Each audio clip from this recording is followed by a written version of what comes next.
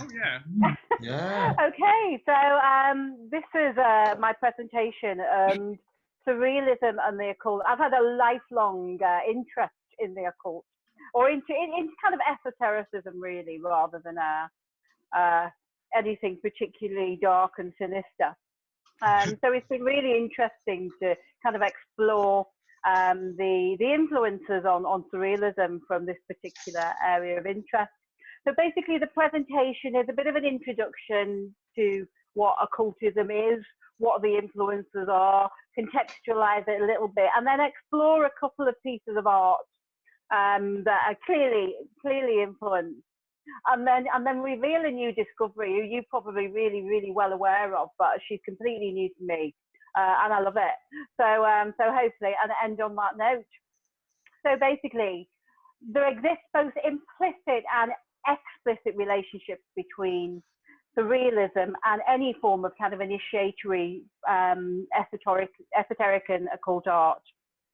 And the kind of schools of thought that we're drawing on with things like divination, astrology, dark romanticism, which I absolutely love, the Celtic world and Celtic mythology, alchemy, magic, voodoo, and Gnosticism, or kind of looking for one's own self-awareness.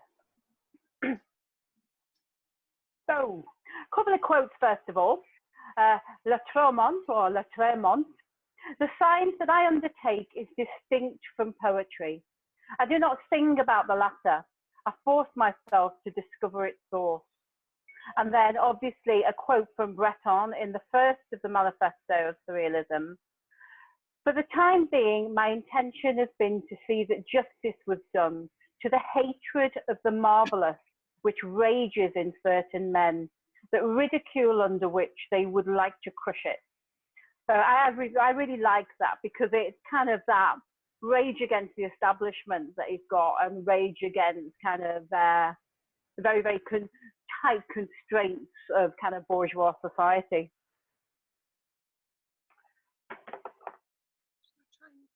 So it's a quite dark photograph of the surrealists, particularly those on the back row. You can just about make Breton on the end of the back row, or his nose anyway, with a little bit of highlighter on.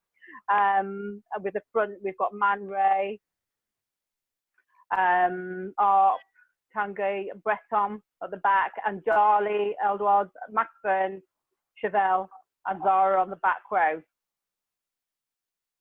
So, as Breton stated in the 1924 Surrealist Manifesto, I believe in the future resolution of these two states, outwardly so contradictory, which are dream and reality, into a sort of absolute reality, a surreality. Yeah.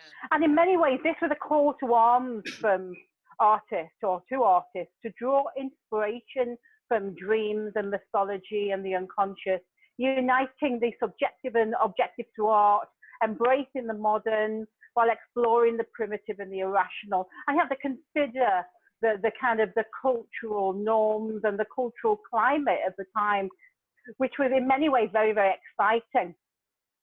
So the surrealists sought inspiration from non-artistic sources, particularly kind of new disciplines of ethnology and psychology, as we heard last time from Shelda, and particularly Freudian theory, and the exploration of the unconscious, dream symbolism, and the central importance of sexuality, because they did like their sex.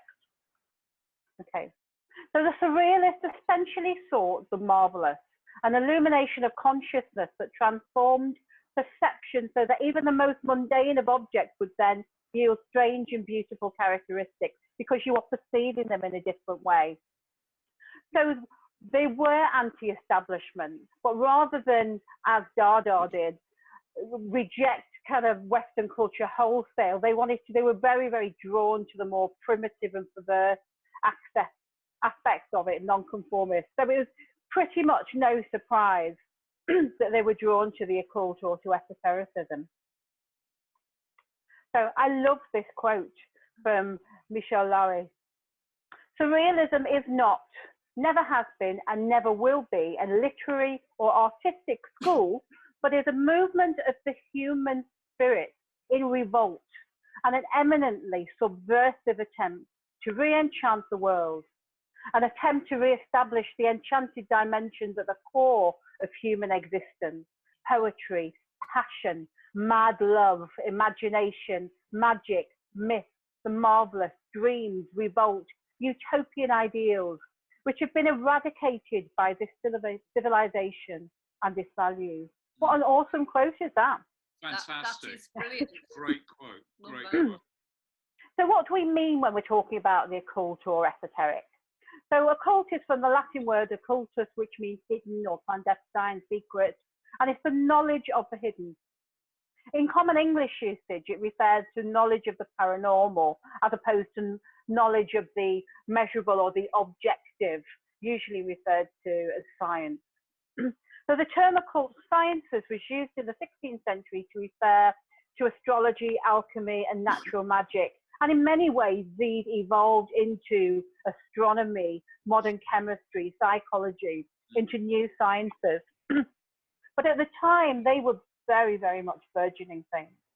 So the term occultism emerged in 19th century France, where it came to be associated with various French esoteric groups connected to Eliphas Levi and Papus, which were huge influences on surrealism itself, but perhaps also the kind of romanticism from before then.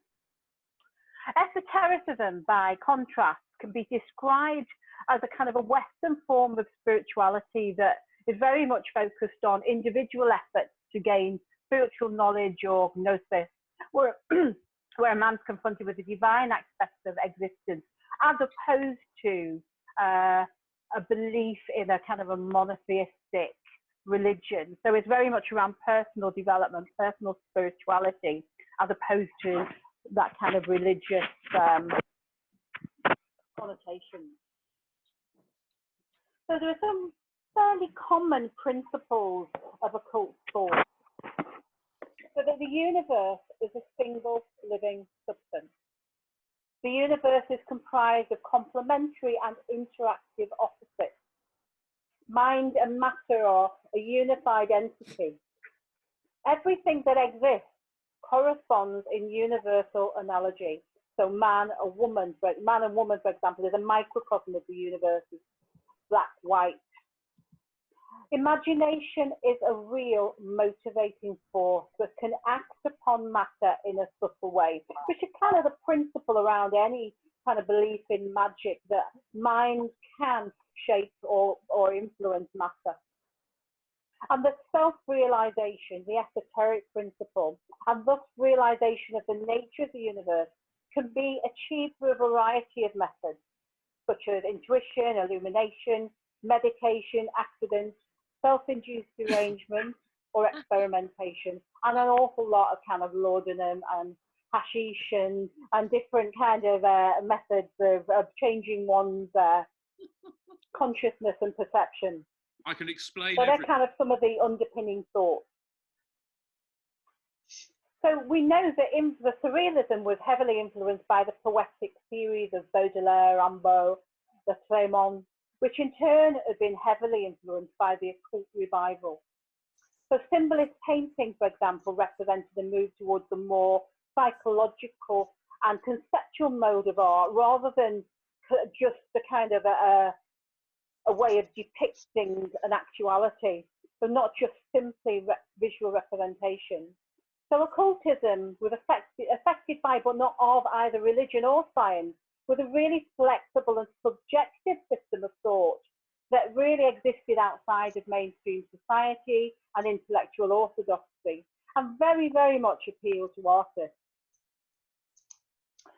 And also at the time, you know, in the early 20th century, late 19th century, burgeoning scientific discoveries almost seemed like proof of occult doctrines, almost seemed to give them credence, such as Heisenberg and Bergson.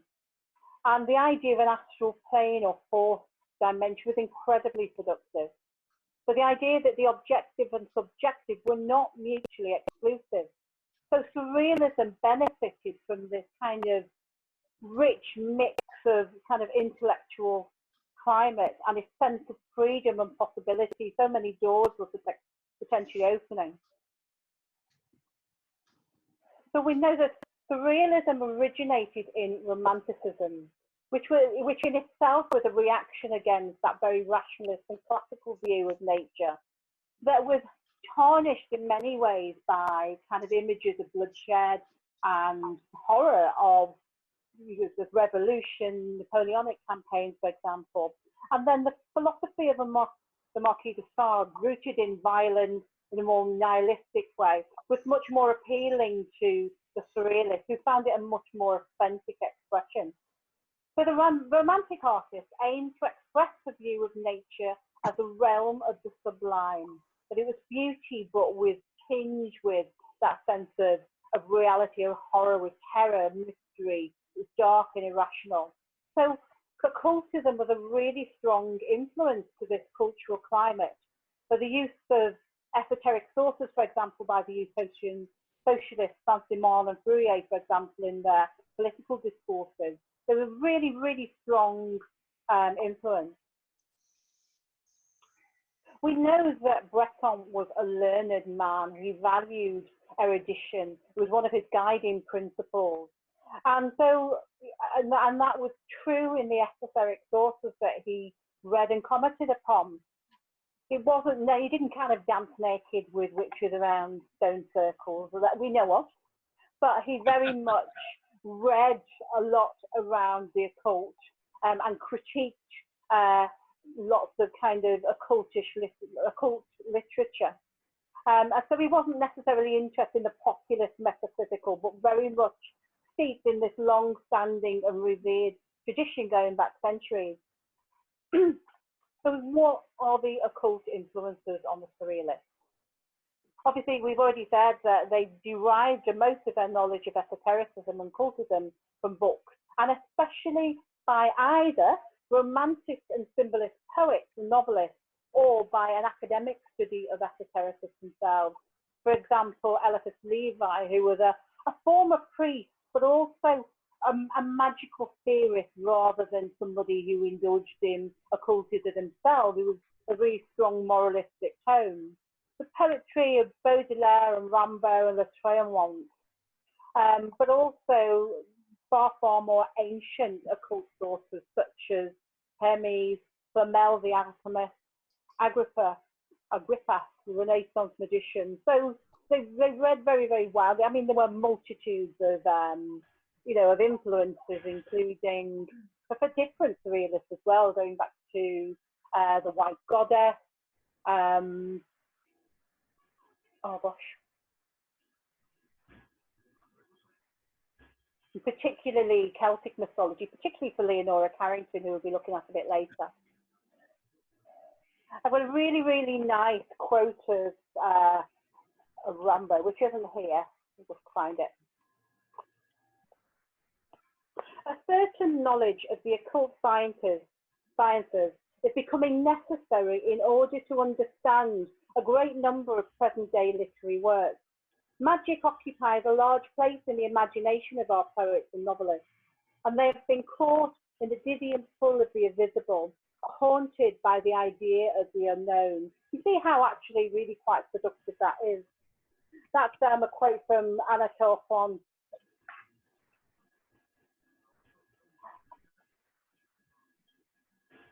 Spiritual onanism, a soul exhausted by secret thoughts, insidious appeals to sacrilege and debauchery, goddesses riding hippogriffs and streaking their lapis lazuli wings, the death agony of the clouds. You can see how incredibly rich this kind of pool of kind of imagery was for both poetry and art. So Breton in the Surrealist Manifesto said, the surrealism is not just a new form of culture, but a re-evaluation of the past and an attempt to explore obscure and neglected aspects of human experiencing, transcending logic and rationalism. One of the things he advocated was autonomous, I can never say this, autonomatism, thought dictated in the absence of all external control or control by reason, and outside of other aesthetic, moral preoccupations, borrowed from both the kind of free association of Freudian psychology, but also spiritualism, used more predominantly for literary works and, you know, and novels than necessarily painted art. I want to have a look at a few kind of the surrealists. We've talked a lot about Breton, so I'm going to leave him behind now and talk about other surrealists who were heavily influenced by the occult. Seligman was quoted as saying in 1946 that magic philosophy teaches that the universe is one, that every phenomenon in the world of matter and of ideas obeys the one law which coordinates the all. And such doctrine sounds like a program for the painter. Is it not his task to shape into a perfect unity within his canvas the variety of depicted forms? And a year before one of Seligman's paintings, Sabbath, Phantoms, Mythomania.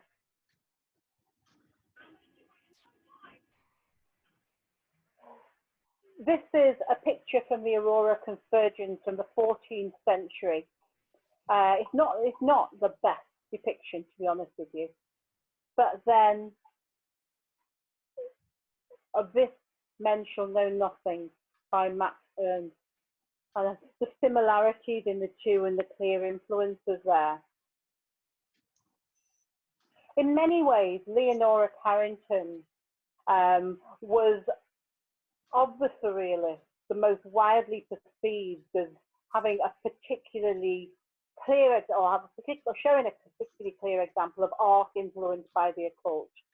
And most attempts at analysing the esoteric elements of her work have focused on a literary production rather than her painted art. Her writings contain multiple references, veiled or less veiled, to themes associated with esotericism or the occult, and provide quite indispensable information about the development of her interest in these domains, particularly in her more autobiographical work, and particularly those that depict her descent into the insanity following her forced separation from Ernst when, at the beginning of the war, the brutal rape she experienced at the hands of soldiers, and the subsequent descent into madness and insanity, and the horrific treatments that she experienced in mental facilities. And later, when she wrote about this, she talked quite explicitly around the influence of the occult. She was also notoriously reluctant to discuss or explain her paintings, but her occult influences are clear, and a couple of examples. Obviously, this isn't a Carrington one. This is from the Histoire de la Magie, History of Magic by Eliphas Levi. The magic head from the Zohar. And then Eb Eo Quad by Leonora Carrington.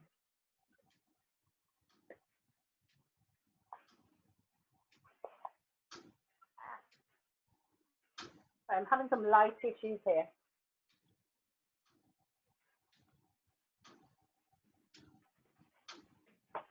And the analysis of the elements of this painting make it, you know, quite clearly drawn from kind of very, very deep kind of symbolism from occultism, as is Burning of Giordano Bruno, who's one of my, as an astronomer, one of my heroes.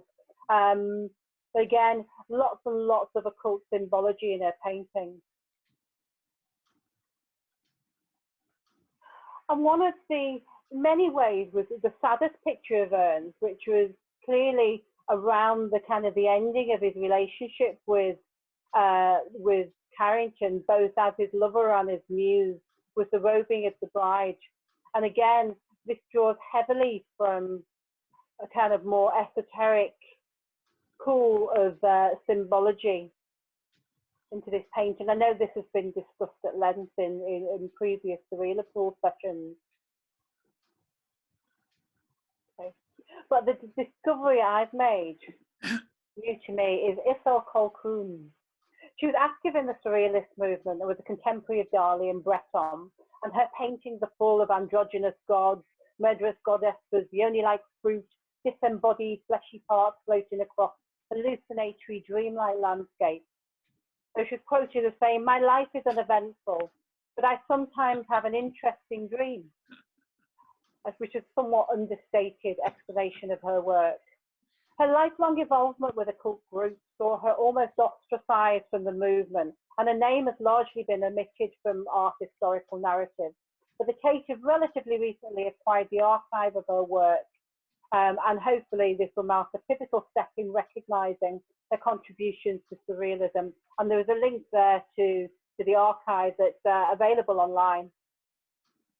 And just to finish off, a couple of Colquhoun's paintings. I absolutely love them. Gorgon from 1946.